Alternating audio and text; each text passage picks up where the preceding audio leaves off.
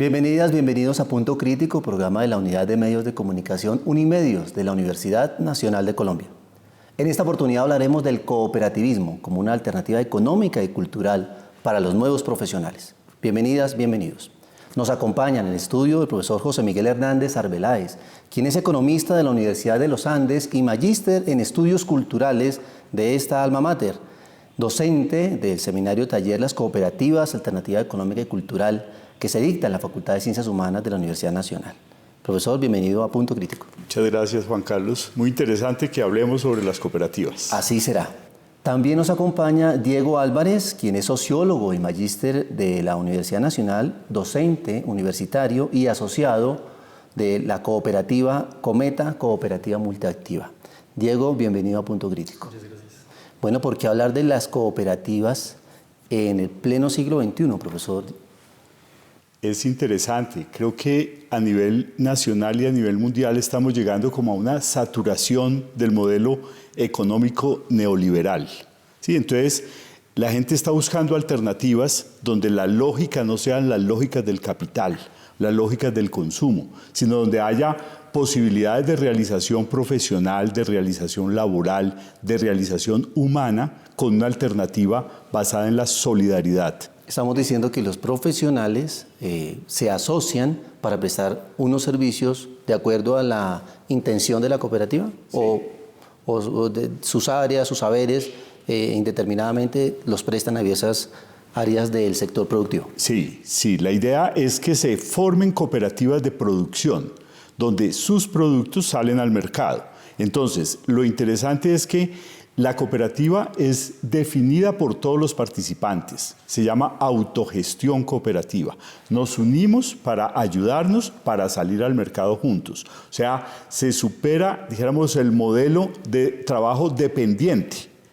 ¿Sí? No es que hay un empleador y un empleado, sino nos unimos y formamos la cooperativa. Todos somos socios, somos propietarios de la cooperativa y participamos de la gestión de la cooperativa. ¿Podría entenderse en este momento que lo que se crea es una especie de microempresa? Sí, es una microempresa o mediana empresa que es de propiedad de todos y que es manejada, administrada por el grupo. ¿Cuál es la diferencia entonces entre cooperativa y empresa comercial? La diferencia es que la empresa comercial, dijéramos, su lógica es solamente obtener lucro, obtener ganancias, ¿sí? Y dijéramos, si eso significa pasar por encima de derechos de los trabajadores, derechos de los consumidores, evadir alguna forma de compromiso con el Estado a través de los impuestos, etcétera, pues ahí buscan cómo. En la cooperativa no. La lógica es ayudarnos entre todos para prestarle un servicio a la comunidad. Claro, a través del mercado. O sea, salen los productos al mercado y hay que ser competitivos, productivos con todas las de la ley. Con un elemento diferenciador, buscar el bienestar de la comunidad que nos emplea. Sí, exactamente. Ok, Diego.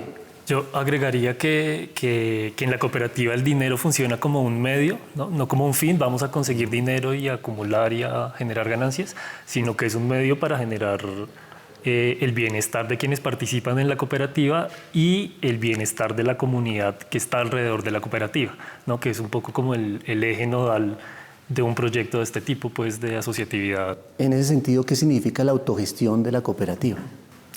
La autogestión, yo diría que tiene que ver acá con que en la medida en que usted se asocia para crear un proyecto y llevarlo a cabo o llevar una propuesta de trabajo, es a partir de la cooperación entre los asociados que usted va generando las posibilidades de mover y de gestionar lo que quiere hacer, ¿no? Como el saber de José Miguel está en la economía, entonces vamos a ver cómo desde la economía aporta nuestro proyecto de cooperativa de servicios de educomunicación. Digamos. Hagamos esta claridad para nuestros televidentes. Cuando hablamos de cooperativas, pues inicialmente pensamos en las formas en las cuales muchas empresas reclutan a sus funcionarios, a sus trabajadores a través de cooperativas. ¿Eso es diferente a lo que estamos hablando? Sí, sí. Esos son falsas cooperativas que están combatidas por el movimiento cooperativo.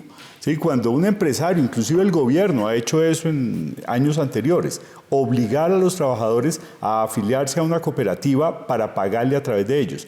Eso es romper las reglas laborales. No, la cooperativa es el primer principio. Las cooperativas se rigen por principios que son compartidos a nivel mundial por todas las cooperativas, que son cerca de 1 millón de cooperativas en el mundo. Comparten los mismos principios. Y el primer principio es adhesión libre y voluntaria. Sí, entonces, si yo quiero ser parte de una cooperativa, puedo ser, y no me pueden obligar a ser. ¿Sí? Cuando el gobierno ha hecho eso, o empresas grandes han obligado a los trabajadores, ahí ya no estamos ante cooperativas, son falsas cooperativas. ¿Sí? En las cuales muchos de nuestros televidentes asisten porque les prometen empleos, depositan allí determinadas cantidades, se van a supuestas empresas que nunca los van a contratar realmente. Sí, sí, esos son falsas cooperativas. Es diferente a lo que estamos hablando. Sí, sí, es totalmente diferente. Las cooperativas verdaderas son la unión de personas para ayudarse a un fin compartido.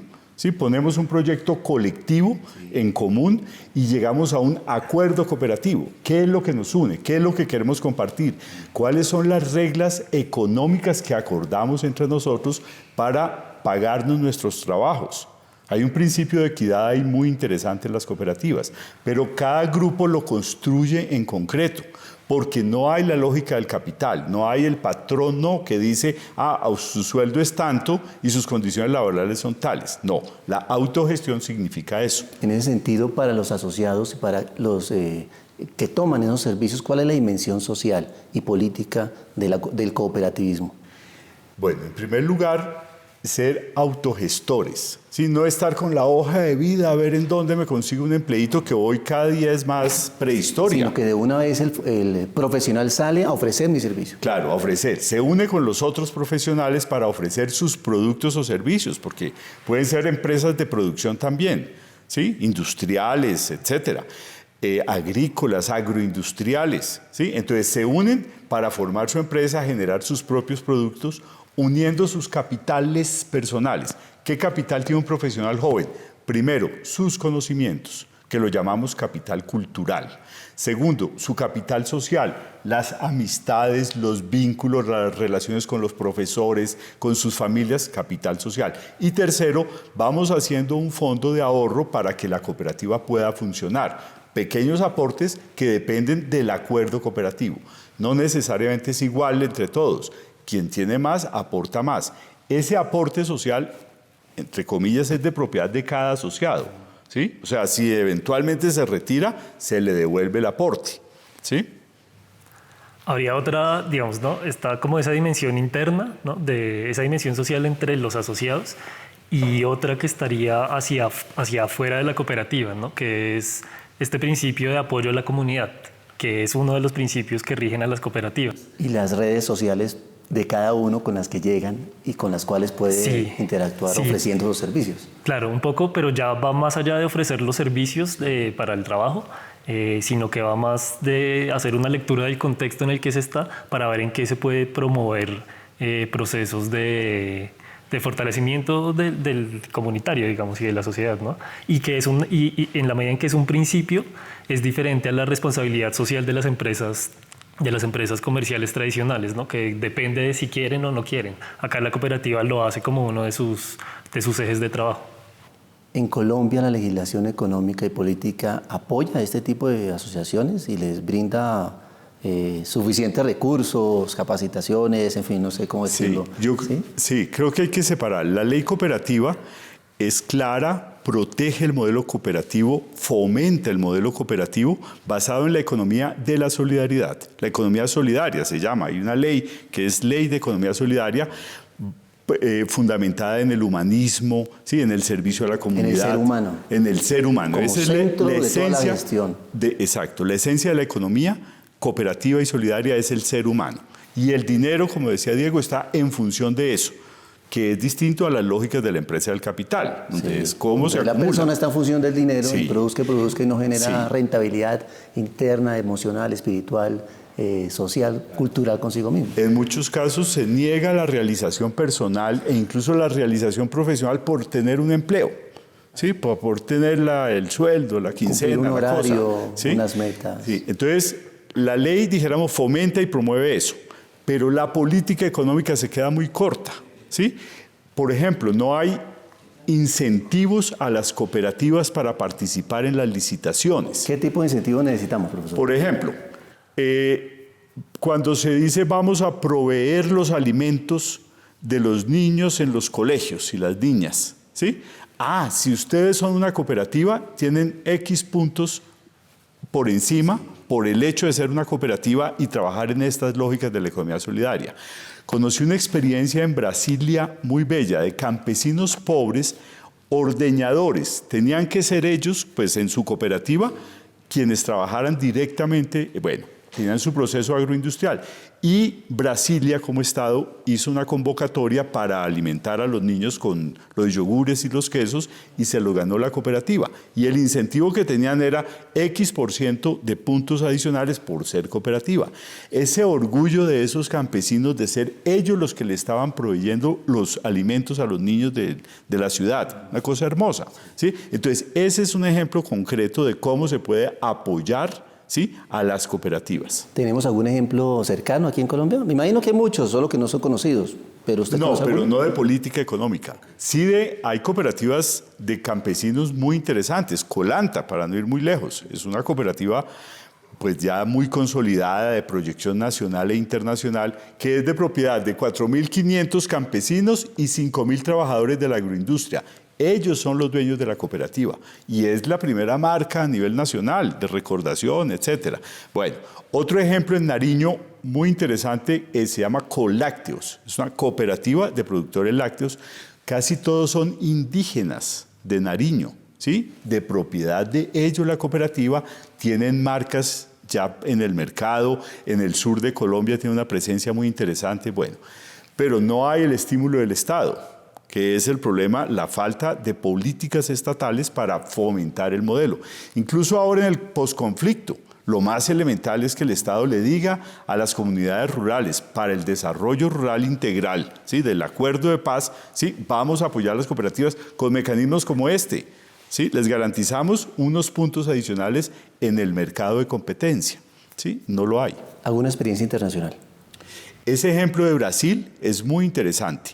En España, por ejemplo, otro caso es que en Cataluña todo el sistema de salud es un sistema cooperativo. Los médicos organizados en cooperativas para prestar los servicios de médicos. Los usuarios, o sea, los pacientes organizados en cooperativas. Los hospitales son cooperativas. Entonces es una cosa muy interesante, donde no es la lógica económica, el problema que vivimos acá en Colombia con la salud, pues donde está el gravísimo problema de que la salud es una industria, ¿sí?, una empresa, etcétera. Entonces es bajo las lógicas económicas. No, la salud debe ser un servicio y un derecho de todos. Entonces la organización cooperativa es una experiencia muy bonita para eso. Diego, cuéntenos su experiencia con la cooperativa multiactiva. Sí, yo hago parte de la cooperativa Cometa desde hace 6 años y ha funcionado sobre todo como una manera de, siento yo, como de dignificar mi trabajo, ¿no? Recién egresé de profesional, las posibilidades laborales eran vincularme al trabajo que fuera, en las condiciones que fuera, mal pago, sin seguridad social, experiencia, a lo que fuera, exacto. A ganar algo. Pero entonces cuando nos asociamos para ofrecer unos servicios... ¿Qué tipo de servicios y cuántos fueron? ¿Cuántos fuimos en ese momento? 45 más o menos, alrededor de 40, 45 personas.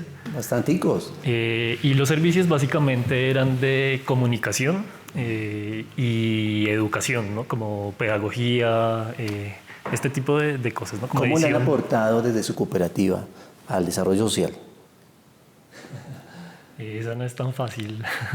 Pero básicamente en la forma como trabajamos, la forma como tomamos las decisiones frente a los proyectos en los que hemos estado, la perspectiva desde la cual trabajamos, por ejemplo, había un trabajo que fue justamente de apoyar estrategias de comunicación de distintas cooperativas de producción, cooperativas pequeñas. Entonces, hay una cooperativa de recicladores, una cooperativa de productores de ropa, cooperativas de este tipo muy pequeñas. Entonces, lo que hacemos es generar un diálogo, ¿no? No es como que nosotros somos los expertos y vamos a decirles cómo hacer su estrategia de comunicación, sino que empezamos a generar un diálogo en el cual hay aportes de lado y lado, ¿no? Nosotros asesoramos desde lo que sabemos, que en este caso era lo comunicativo, pero terminamos fortaleciéndonos mutuamente todas las cooperativas, ¿no? Entonces generamos espacios de encuentro entre todas, se empezaron a crear servicios, ¿no? entre las distintas cooperativas, porque hay otro principio que es el de cooperación entre cooperativas. Entonces se fortalecen, todas las cooperativas terminan fortaleciéndose a raíz de la comunicación que se establece entre cada una, ¿no? Y un enriquecimiento de las experiencias, de los saberes, exacto, de los demás aportantes y presentes en las cooperativas. Sí, lo que me parece clave es que a veces uno piensa que el impacto social se deriva de específicamente decir vamos a hacer esto para la sociedad o para la gente o para tal población vulnerable.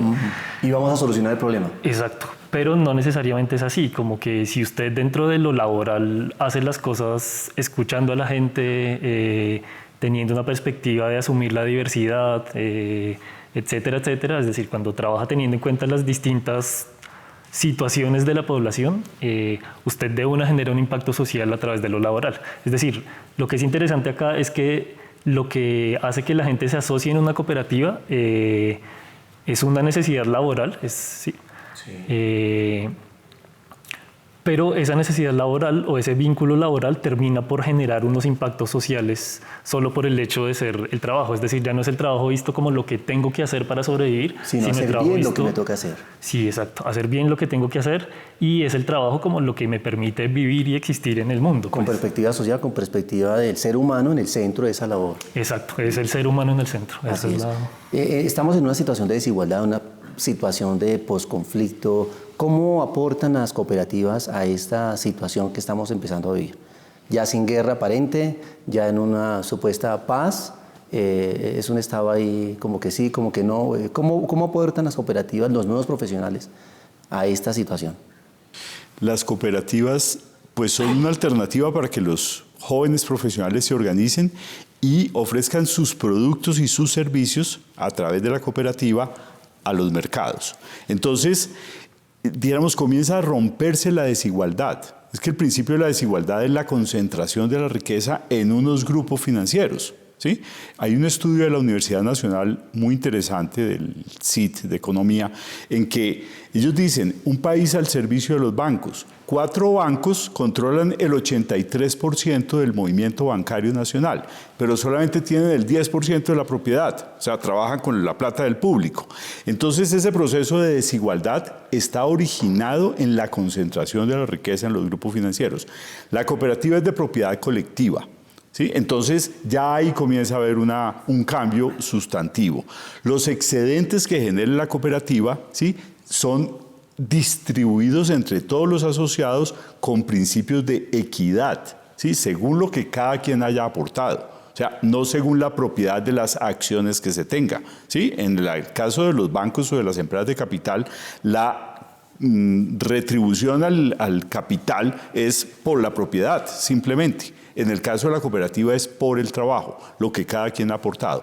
Entonces es una alternativa muy interesante para el posconflicto, para las comunidades rurales, para los campesinos y propietarios medios, sí, que se enfrentan a unos monopolios gigantescos en el mercado. Entonces, unidos pueden tener capacidad para enfrentarse. Mira otra experiencia de Brasil. Un grupo de empresarios del campo bastante grandes en el campo del trigo, ¿sí? Ninguno podía tener cada uno su molino, pues porque ya un molino y unas marcas de trigo específicas, pues crearon su cooperativa y participan del mercado en condiciones excelentes. O sea, una alternativa para los pequeños y medianos empresarios del campo también. ¿Cuál es el...? Sí. Habría otra cosa, me parece que es incluso un poco más antropológica, digamos, y es que tenemos muy instalado esto de que la economía se mueve por la competencia, ¿no? Entonces las empresas compiten entre ellas y esta competencia es lo que genera, lo que mueve la economía, pues, y hace que crezcan los productos, etcétera, etcétera. De ser el mejor, de ser el número 1. Sí, y esta competencia es lo que termina generando estas formas de acumulación que son las que generan la desigualdad, pues. Pero uno no se da cuenta que si bien la competencia sí existe y sí ha sido clave, pues, en el desarrollo de lo económico, la cooperación también es fundamental. Es decir, la competencia no existe sin cooperación, ¿no? Entonces, si una empresa compite con otra empresa y estas compiten con otras empresas, las cooperativas no compiten entre cooperativas, las cooperativas cooperan entre cooperativas. Comparten su conocimiento. Exacto. Entonces, cuando reinstalamos este principio de cooperación y lo ponemos un poco por encima del de competencia, es posible generar formas ya de crecimiento económico que no tiendan a acumular y hacer crecer la desigualdad, sino que tiendan a redistribuir los ingresos que se generan para que la desigualdad decrezca. Actualmente se presenta un fenómeno, y podríamos decirlo así, que los profesionales están saliendo y ya quieren montar sus propias empresas, ya quieren generar sus propios recursos, ya quieren ser ellos mismos los proveedores de servicios directamente. ¿Qué porcentaje de ellos está inclinándose por formar esta asociación, por hacer parte de las cooperativas? No, hasta ahora es muy pequeño, hasta ahora es incipiente y experiencias como Cometa pues todavía son pocas. Ya hay, por supuesto, en Colombia, por ejemplo, hay una cooperativa de locutores, una cosa muy bonita. Entonces tienen una capacidad para negociar con las grandes empresas de la multimedia, ¿sí?, de audios, etcétera, condiciones de equidad y de respeto, ¿sí? A partir de una huelga, entonces se organizaron una cooperativa y ya las empresas los tienen que contratar a través de la cooperativa, condiciones de negociación. Entonces, digamos, sí se están dando ya casos muy interesantes. Por ejemplo, otra experiencia muy interesante en Colombia es Copidrogas.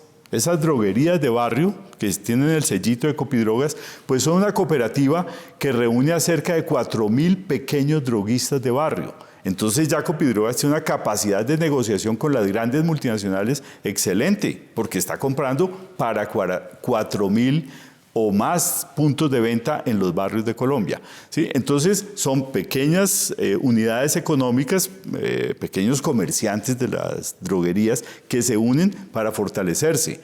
Hay también otra experiencia muy bonita que se llama Coratiendas. O sea, los tenderos unidos también para comprar y tal. Y ya tiene un peso específico importante en los pueblos, en los barrios. Cooperativas de tenderos. Como es el tema de momento, ¿cómo evitar que la corrupción permee estas formas asociativas? Está así. Tal vez un proceso muy de largo plazo, ¿no? Porque la corrupción no está tanto en las formas asociativas, sino en las personas, ¿no? No, por supuesto, no, claro, eso me refiero, sí. Es decir, es una cuestión ética, ¿no? Sí, y de nuestra ética humana, del profesional. Sí, total. Y nuestra ética pues se quiebra muy fácilmente, ¿no? Entonces, la gente apenas ve la posibilidad de poder ganar algo más, aunque sea por encima de otras personas, pues lo hace, ¿no? Entonces, digamos que el cooperativismo en ese sentido también tendría algún aporte en la medida en que lo educativo también hace parte de sus ejes de trabajo, pues, ¿no? De lo que vincula. Perdón. Y lo interesante, esto de la educación cooperativa, que es otro de los principios de la cooperativa, es en torno a unos valores que comparten los cooperativistas en todo el mundo. Primer valor, honestidad. Segundo valor, transparencia. O sea, la cooperativa como asociación de personas se construye sobre la confianza. Y la base de la confianza entre nosotros es, somos honestos, tenemos que ser honestos. El respeto, la comprensión. Claro, sí, y una práctica ética, sí, de respeto por el otro, como ser humano, y de respeto por las formas económicas que hemos acordado, ¿sí? Entonces, el fundamento, dijéramos, de que las cooperativas puedan ser una alternativa a la corrupción es muy importante, porque se fundamentan en la honestidad y la transparencia. ¿La Universidad Nacional cómo está aportando en este tema? Brevemente. Diego. Está abriendo un par de espacios en la Facultad de Ciencias Humanas, una con un curso de extensión justamente sobre este tema, ¿no? Porque el cooperativismo es una alternativa para los jóvenes profesionales. Y entiendo que hay otra iniciativa desde Bienestar como para generar unos talleres de cooperativismo para que los estudiantes de últimos semestres conozcan la posibilidad que tienen de asociarse. Ahí estamos incluyendo la educación, profesor. Sí, talleres para los jóvenes para que conozcan el modelo cooperativo y elijan ellos libremente formar su propia cooperativa. Y no solamente de la universidad, sino desde los centros educativos. Para muchos profesores que nos están viendo, hay que aplicar esto, hay que fomentarlo. Hay una ley que obliga a todos los establecimientos educativos, incluidas las universidades, a fomentar la cultura cooperativa y solidaria. Es que a veces uno no la ve, ¿no? Ley 1780. Ley 1780. Muchas gracias a nuestros invitados. Diego, muy amable. Gracias, don Carlos. Éxitos en esa cooperativa. Profesor, muchas gracias por su presencia en Punto Crítico. Muchas gracias a ustedes y bueno, el mensaje es que en todas las universidades trabajemos estos temas. Interesante tema el que hoy nos han traído, el que nos han compartido las experiencias. ¿Alcanzamos a una última? ¿La de España? De otra experiencia, en México, un grupo de periodistas tiene su medio de comunicación que se llama La Cooperacha, que es como decir aquí una vaca, nos unimos para ayudarnos en torno a algo, o una minga, ¿sí? La Cooperacha hace periodismo sobre formas de economía solidaria y son una cooperativa, una experiencia muy bonita de profesionales jóvenes. Ya hemos visto experiencias internacionales y nacionales, así que bienvenidos una vez más a abordar ese tema en sus familias, en sus escenarios laborales, en sus escenarios de esparcimiento, de recreación y en sus escenarios profesionales. Los esperamos en una próxima oportunidad aquí en Punto Crítico.